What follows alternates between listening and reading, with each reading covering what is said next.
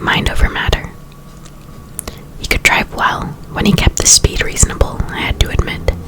Like so many things, it seemed to be effortless to him. He barely looked at the road, yet the tires never deviated so much as a centimeter from the center of the lane. He drove one-handed, holding my hand on the seat. Sometimes he gazed into the setting sun. Sometimes he glanced at me. My face, my hair blowing out the open window, our hands twined together. He had turned the radio to an oldie station, and he sang along with a song I'd never heard. He knew every line. "You like 50s music?" I asked. Music in the 50s was good, much better than the 60s or the 70s. Oh, he shuddered. The 80s were bearable. "Are you ever going to tell me how old you are?" I asked, tentative and not wanting to upset his buoyant humor. "Doesn't matter much." His smile, to my relief, remained unclouded. "No, but I still wonder." I grimaced. "There's nothing like an unsolved mystery to keep you up at night." "I wonder if it will upset you," he reflected to himself. He gazed into the sun. The minutes passed. "Try me," I finally said.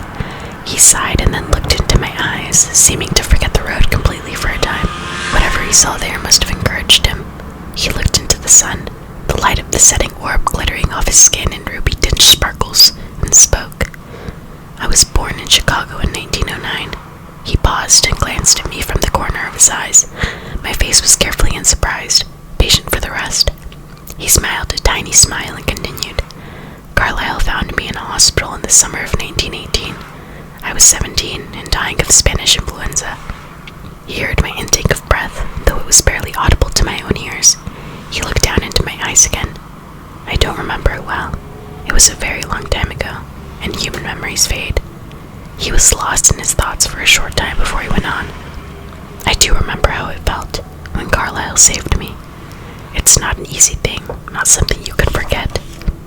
Your parents, they had already died from the disease. I was alone. That's why he chose me. In all the chaos of the epidemic, no one would ever realize I was gone. How did he save you?" A few seconds passed before he answered. He seemed to choose his words carefully. "It was difficult.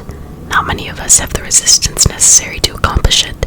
But Carlisle has always been the most humane, the most compassionate of us. I don't think you could find a sequel throughout all of history." He paused. "For me, it was merely very, very painful." I could tell from the set on his lips he would say no more on this subject. I suppressed my curiosity, though it was far from idle. There were many things I needed to think through on this particular issue, things that were only beginning to occur to me. No doubt, his quick mind had already comprehended every aspect that eluded me. His soft voice interrupted my thoughts. He acted from loneliness. That's usually the reason behind the choice. I was the first in Carlisle's family, though he found Esme soon after. She fell from a cliff. They brought her straight to the hospital morgue, though somehow her heart was still beating. "So you must be dying then, to become..." We never said the word, and I couldn't frame it now. "No, that's just Carlisle. He would never do that to someone who had another choice." The respect in his voice was profound whenever he spoke of his father figure. "It's easier, he says, though," he continued, "if the blood is weak." He looked at the now dark road, and I could feel the subject closing again. "And Emmet and Rosalie." Carlisle brought Rosalie to our family next. I didn't realize till much later that he was hoping she would be to me what Esme was to him. He was careful with his thoughts around me. He rolled his eyes, but she was never more than a sister. It was only 2 years later that she found Emmet. She was hunting. We were in Appalachia at the time, and found a bear about to finish him off. She carried him back to Carlisle, more than 100 miles, afraid she wouldn't be able to do it herself. I'm only beginning to guess how difficult that journey was for her. He threw a pointed glance in my direction and raised our hands, still folded together, to brush my cheek with the back of his hand. "But she made it," I encouraged, looking away from the unbearable beauty of his eyes. "Yes," he murmured. She saw something in his face that made her strong enough, and they've been together ever since. Sometimes they live separately from us, as a married couple, but the younger we pretend to be, the longer we can stay in any given place. Fork seemed perfect, so we all enrolled in high school. He laughed. I suppose we'll have to go to their wedding in a few years. Again. Alice and Jasper. Alice and Jasper are two very rare creatures. They both developed a consciousness, as we refer to it, with no outside guidance. Jasper belonged to another family, a very different kind of family. He became depressed, and he wandered out on his own. Alice found him. Like me, she has certain gifts above and beyond the norm for her kind. Really? I interrupted, fascinated. But you said you were the only one who could hear people's thoughts. That's true. She knows other things. She sees things. Things that might happen. Things that are coming. But it's very subjective. The future isn't set in stone. Things change. His jaw set when he said that, and his eyes darted to my face and away so quickly that I wasn't sure if I only imagined it. What kinds of things does she see?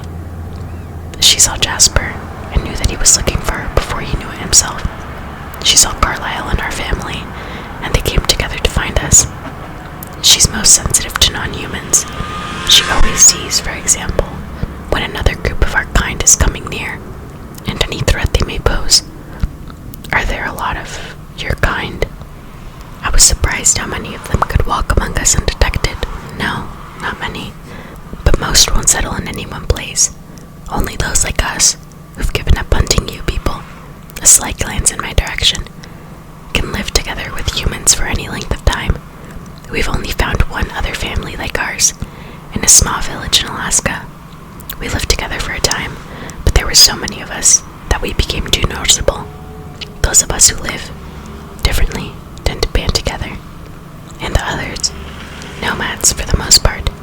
We all live that way at times. It gets tedious, like anything else, but we run across the others now and then, because most of us prefer the north. Why is that? We were parked in front of my house now, and he'd turn off the truck. It was very quiet and dark. There was no moon. The porch light was off, so I knew my father wasn't home yet. Did you have your eyes open this afternoon? He teased. Do you think I could walk down the street in the sunlight without causing traffic accidents? There's a reason why we chose the Olympic Peninsula, one of the most sunless places in the world. It's nice to be able to go outside in the day.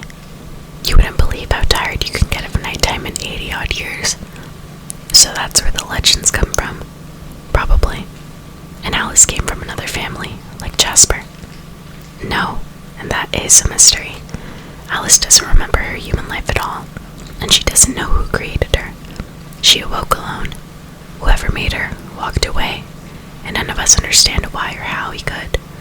If she hadn't had that other sense, if she hadn't seen Jasper and Carlisle, and known that she would someday become one of us, she probably would have turned into a total savage. There was so much to think through, so much I still wanted to ask, but to my great embarrassment, my stomach growled. I'd been so intrigued I hadn't even noticed I was hungry. I realized now that I was ravenous. I'm sorry, I'm keeping you from dinner. I'm fine, really. I've never spent much time around anyone who eats food. I forgot. I want to stay with you. It was easier to say in the darkness, knowing as I spoke how my voice would betray me, my hopeless addiction to him. Can I come in? He asked. Would you like to? I couldn't picture it. This godlike creature sitting in my father's shabby kitchen chair.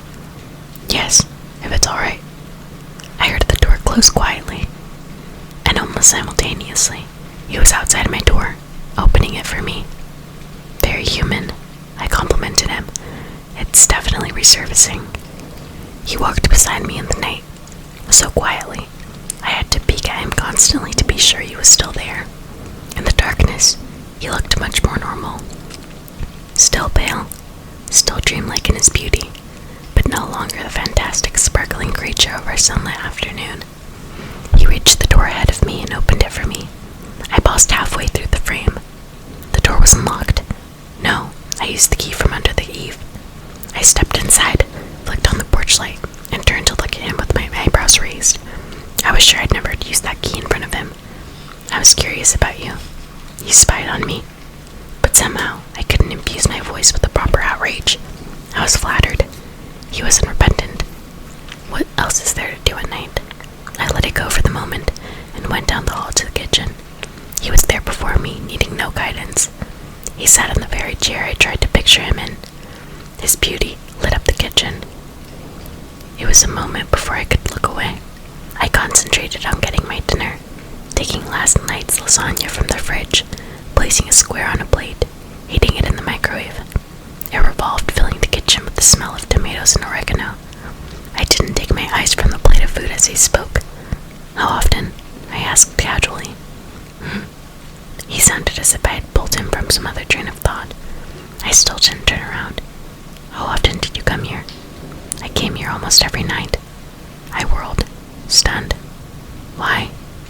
You're interesting when you sleep. He spoke matter-of-factly. You talk? No, I gasped, you flooding my face all the way to my hairline. I gripped the kitchen counter for support. I knew I talked in my sleep, of course. My mother teased me about it. I hadn't thought it was something I needed to worry about here, though. His expression shifted instantly to chagrin.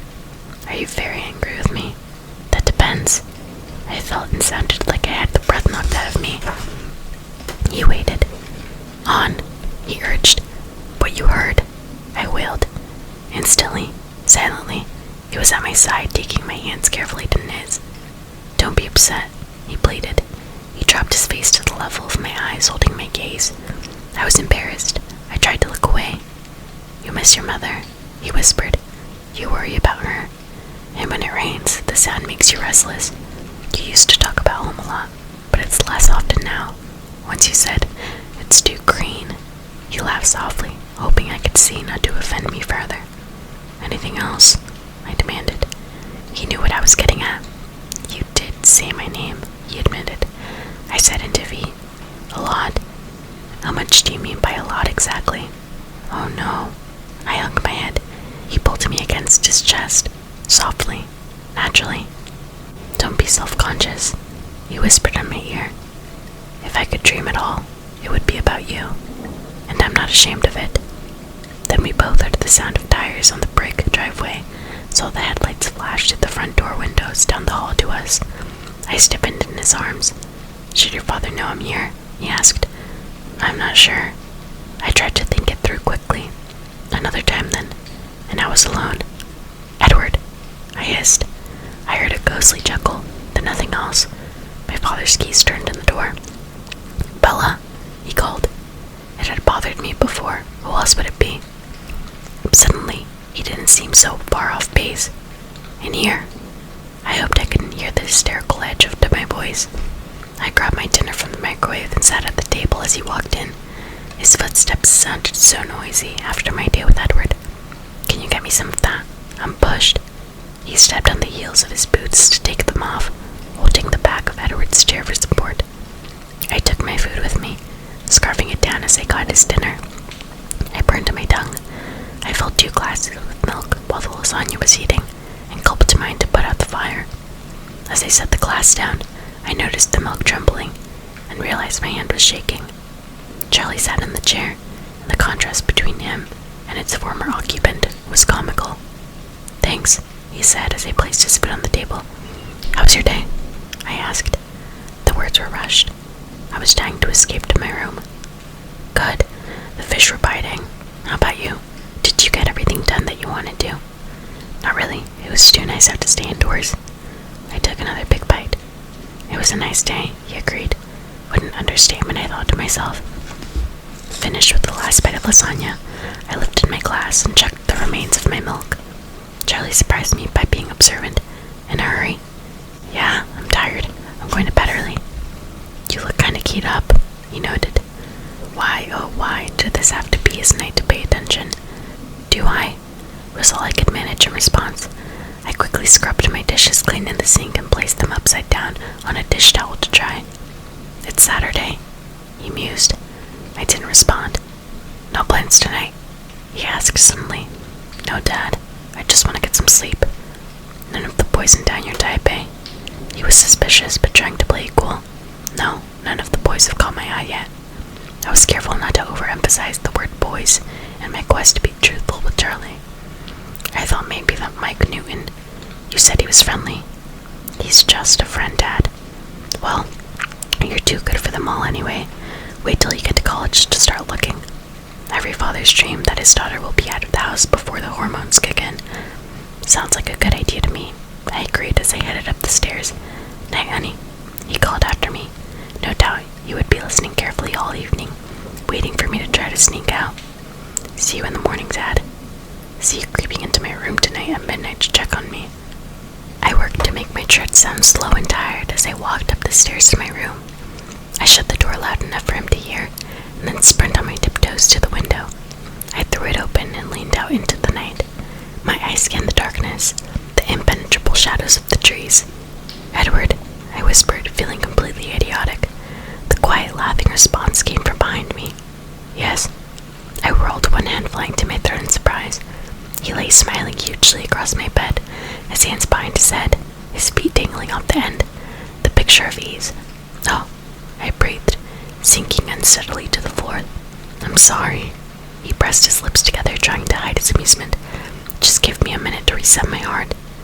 He sat up slowly, so not to startle me again. Then he leaned forward and reached out with his long arms to pick me up, gripping the tops of my arms like a toddler. He sat me on the bed beside him. "Why don't you sit with me?" he suggested, putting a cold hand on mine. "How's the heart?" "You tell me. I'm sure you hear it better than I do." I felt his quiet laughter shake the bed. We sat there for a moment in silence, both listening to my heartbeat slow. I thought about having Edward in my room, with my father in the house. "Can I have a minute to be human?" I asked. "Certainly." He gestured with one hand that I should proceed. "Stay," I said, trying to look severe. "Yes, ma'am."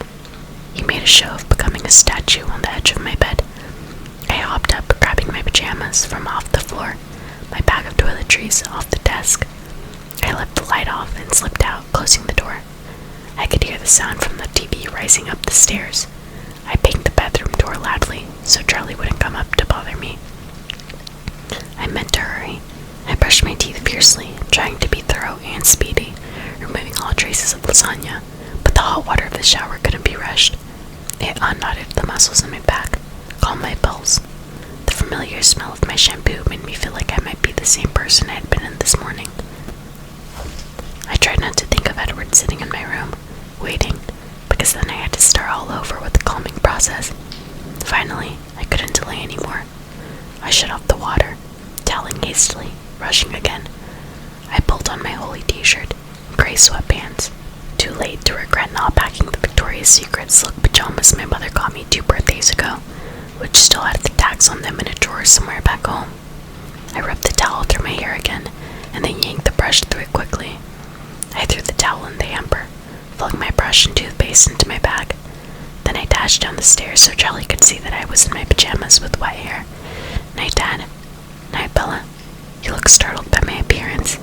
Maybe that would keep him from checking on me tonight. I took the stairs 2 at a time, trying to be quiet, and flew into my room, closing the door tightly behind me. Edward hadn't moved a fraction of an inch. A carving of Adonis perched on my faded quilt. I smiled, and his lips twitched. The statue coming to life. His eyes appraised me, taking in the damp hair, the tattered shirt. He raised an eyebrow. "Nice." I grimaced. "No, it looks good on you." "Thanks," I whispered. I went back to his side, sitting cross-legged beside him. I looked at the lines in the wooden floor. "What was all that for?" "Charlie thinks I'm sneaking out." "Oh." He contemplated that. "Why?" As if he couldn't know Charlie's mind much more clearly than I could guess. Apparently, I look a little overexcited. He lifted my chin, examining my face. "You look very warm, actually." He bent his face slowly to mine, laying his cold cheek against my skin. I held perfectly still. He breathed. It was very difficult, while he was touching me, to frame a coherent question. It took me a minute of scattered concentration to begin. "It seems to be much easier for you now to be close to me. Does it seem that way to you?" he murmured. His nose glided to the corner of my jaw. I felt his hand, lighter than a mouth swing, brushing my damp hair back so that his lips could touch the hollows beneath my ear. "Much, much easier," I said, trying to exhale. So I was wondering, I began again, but his fingers were slowly tracing my collarbone, and I lost my train of thought. Yes, he breathed. Why is that? My voice shook, embarrassing me. Do you think? I felt the tremor of his breath on my neck as he laughed. Mind over matter. I pulled back. As I moved, he froze, and I could no longer hear the sound of his breathing. We stared cautiously at each other for a moment, and then, as his clenched jaw gradually released, its expression became puzzled. Did I do something wrong? No, the opposite. You're driving me crazy, I explained. He considered that briefly, and when he spoke he sounded pleased. Really? A triumphant smile slowly lit his face. Would you like a round of applause? I asked sarcastically. He grinned. I'm just pleasantly surprised, he clarified. In the last 100 years or so, his voice was teasing. In the last 100 years or so, his voice was teasing. I never imagined anything like this. I didn't believe I would ever find someone I wanted to be with in another way than my brothers and sisters. And then to find, even though it's all new to me, that I'm good at it, at being with you. You're good at everything, I pointed out. He shrugged, allowing that, and we both laughed in whispers. But how can it be so easy now? I pressed. This afternoon. It's not easy, he sighed. But this afternoon, I was still undecided. I'm sorry about that. It was unforgivable for me to behave so. Not unforgivable, I disagreed. Thank you. He smiled. You see, he continued, looking down now. I wasn't sure if I was strong enough.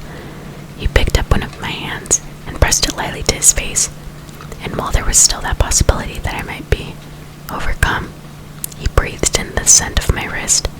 I was susceptible, until I made up my mind that I was strong enough, that there was no possibility at all that I ever could. I'd never seen him struggle so hard for words. It was so human. So there's no possibility now. Mind over matter, he repeated, smiling, his teeth bright even in the darkness. Wow, that was easy, I said. He threw back his head and laughed, quietly, as a whisper, but still exuberantly. Easy for you, he amended, touching my nose with his fingertip, and then his face was abruptly serious. I'm trying, he whispered, his voice pained. If it gets to be too much, I'm fairly sure I'll be able to leave. I scowled. I didn't like the talk of leaving. And it will be harder tomorrow, he continued. I've had the scent of you in my head all day, and I've grown amazingly desensitized. If I'm away from you for any length of time, I'll have to start over again. Not quite from scratch, though, I think. Don't go away, then, I responded, unable to hide the longing in my voice. That suits me, he replied, his face relaxing into a gentle smile. Bring on the shackles. I'm your prisoner. But his long hands formed manacles around my wrists as he spoke. He laughed his quiet, musical laugh. He'd laughed more tonight than I'd ever heard him laugh in all the time I'd spent with him. You seem more optimistic than usual, I observed. I haven't seen you like this before. Isn't it supposed to be like this? He smiled. The glory of first love and all that. That's incredible, isn't it? The difference between reading about something, seeing it in pictures, and experiencing it. Very different, I agreed. More forceful than I'd imagined. For example, his words flowed swiftly now. I had to concentrate to catch it all. The emotion of jealousy. I've read about it 100,000 times, seen actors portrayed in 1,000 different plays and movies. I believed I understood that one pretty clearly, but it shocked me. He grimaced. Do you remember the day that Mike asked you to the dance? I nodded, though I remembered that day for a different reason. The day he started talking to me again. I was surprised by the flare of resentment, almost fury that I felt. I didn't recognize what it was at first. I was even more aggravated than usual that I couldn't know what you were thinking, why you refused him. Was it simply for your friend's sake? Was there someone else? I knew I had no right to care either way. I tried not to care. And then the lines started forming. He chuckled. I scowled in the darkness. I I waited, unreasonably anxious to hear what you would say to them, to watch your expressions. I couldn't deny the relief I felt, watching the annoyance on your face, but I couldn't be sure. That was the first night I came here. I wrestled all night, while watching you sleep, with the chasm between what I knew was right, moral, ethic, and what I wanted. I knew that if I continued to ignore you as I should, or if I left for a few years, till you were gone, that someday you would say yes to Mike, or someone like him. It made me angry. And then, you whispered, as you were sleeping, you said my name. You spoke so clearly. At first I thought you'd woken, but you rolled over restlessly and mumbled my name once more, and sighed. The feeling that coursed through me then was unnerving, staggering, and I knew I couldn't ignore you any longer. He was silent for a moment, possibly listening to the suddenly uneven pounding of my heart. But jealousy, it's a strange thing, so much more powerful than I would have thought, and irrational. Just now, when Charlie asked you about that vile Mike Newton, he shook his head angrily. I should have known you'd been listening, I groaned. Of course. That made you feel jealous, though, really. I'm new at this. You're resurrecting the human in me, and everything feels stronger because it's fresh. But honestly, I teased, for that to bother you after I had to hear that Rosalie, the incarnation of pure beauty Rosalie, was meant for you. Emmet or no Emmet, how can I compete with that? There's no competition, his teeth gleamed. He drew my trapped hands around his neck, holding me to his chest. I kept as still as I could, even breathing with caution. I know there's no competition, I mumbled into his cold skin. That's the problem. Of course Rosalie is beautiful in her own way, but even if she wasn't like a sister to me, even if Emmet didn't belong with her, she could never have 1/10, no, 100th of the attraction you hold for me. He was serious now, thoughtful. For almost 90 years, I walked among my kind and yours, all the time thinking I was complete in myself, not realizing what I was seeking, and not finding anything, because you weren't alive yet. It hardly seems fair, I whispered, my face still resting on his chest, listening to his breath come and go. I haven't had to wait at all. Why should I get off so easily? You're right, he agreed with amusement. I should make this harder for you, definitely. He freed one of his hands, released my wrist, only to gather it carefully into his other hand. He stroked my white hair softly from the top of my head to my waist. You only have to risk your life every second you spend with me. That's surely not much. You only have to turn your back on nature, to humanity. What's that worth? Very little. I don't feel deprived of anything. Not yet. His voice was abruptly full of ancient grief. I tried to pull back, to look in his face, but his hand locked my wrists in an unbreakable hold. What? I started to ask, when his body became alert. I froze, but he suddenly released my hands and disappeared. I narrowly avoided falling on my face. Lie down, he hissed. I couldn't tell where he spoke from in the darkness. I rolled into my quilt, falling up on my side, the way I usually slept. I heard the door crack open, as Charlie peeked in to make sure I was where I was supposed to be. I breathed evenly, exaggerating the movement. A long minute paused. I listened, not sure if I'd heard the door close. Then Edward's school alarm was around me, under the covers, his lips in my ear. You're a terrible actress. I'd say the career path is out for you. Darn it, I muttered. My heart was crashing in my chest. He hummed a melody I didn't recognize. It sounded like a lullaby. He paused. Should I sing you to sleep? Right, I laughed. Like I could sleep with you in here. You do it all the time, he reminded me. But I didn't know you were here, I replied icily. So if you don't want to sleep, he suggested, ignoring my tone. My breath caught. If I don't want to sleep, he chuckled. What do you want to do then? I couldn't answer at first. I'm not sure, I finally said. Tell me when you decide. I could feel his cool breath on my neck, feel his nose sliding along my jaw, inhaling. I thought you were desensitized. Just because I'm resisting the wine doesn't mean I can't appreciate the bouquet, he whispered. You have a very floral smell, like lavender or freesia, he noted. It's mouth-watering. Yeah, it's an off day when I don't get somebody telling me how edible I smell, he chuckled and then sighed. I've decided what I want to do, I told him. I want to hear more about you.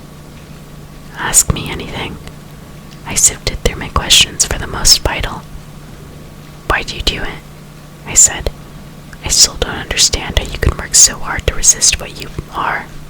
Please don't misunderstand. Of course I'm glad that you do. I just don't see why you would bother in the first place.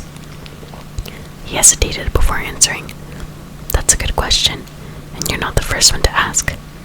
The others, the majority of our kind who are quite content with our lot, they too wonder how we live.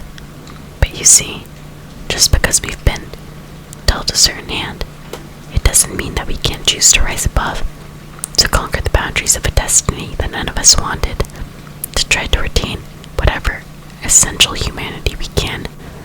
I lay unmoving, locked in odd silence. Did you fall asleep? He whispered after a few minutes. No. Is that all you were curious about? I rolled my eyes. Not quite. What else do you want to know? Why can you read minds? Why only you? And Alice seeing the future? Why does that happen? I felt him shrug in the darkness. We don't really know. Carlyle has a theory. He believes that we all bring something of our strongest human traits with us into the next life, where they are intensified, like our minds and our senses. He thinks that I must have already been very sensitive to the thoughts of those around me, and that Alice had some precognition, wherever she was. What did he bring into the next life, and the others? Carlyle brought his compassion. Esme brought her ability to love passionately. Emmet brought his strength. Rosalie, her tenacity, or you could call it pig-headedness. He chuckled. Jasper is very interesting. He was quite charismatic in his first life, able to influence those around him, to see things in a way. Now he's able to manipulate the emotions of those around him, calm down a room of angry people, for example, or excite a lethargic crowd. Conversely, it's a very subtle gift. I considered the impossibilities he described, trying to take it in. He waited patiently while I thought. So where did it all start? I mean, Carlyle changed you, and then someone must have changed him, and so on. Well, where did you come from? Evolution? Creation? Couldn't we have evolved in the same way as other species, predators or prey? Or, if you don't believe that all this world could have just happened on its own, which is hard for me to accept myself, is it so hard to believe that the same force that created the delicate angelfish with the shark and the baby seal and the killer whale would create both our kinds together? Let me get this straight. I'm the baby seal, right? Right, he laughed, and something touched my hair. His lips. I wanted to turn toward him to see if it was really his lips against my hair, but I had to be good. I didn't want to make this any harder for him than it already was. Are you ready to sleep? He asked, interrupting the short silence. Or do you have any more questions? Only a million or two. We have tomorrow, and the next day, and the next, he reminded me. I smiled, euphoric at the thought. Are you sure you won't vanish in the morning? I wanted this to be certain. You are mythical after all. I won't leave you. His voice had the seal of a promise in it. But more than tonight. And I blushed. The darkness was no help. I'm sure you could feel the sudden warmth under my skin. What is it? No, forget it. I changed my mind. Bella, you can ask me anything. I didn't answer and he groaned. I keep thinking it will get less frustrating not hearing your thoughts, but it just gets worse and worse.